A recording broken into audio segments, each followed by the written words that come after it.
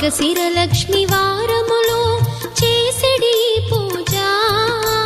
మహాలక్ష్మికి బహు ఇష్టమయ నారద మహర్షి అని చెప్పిన ఆ పరాశరు పలుకులు వినగానే అడుగుచుంటిడా నారదుడు మునిని విధముగను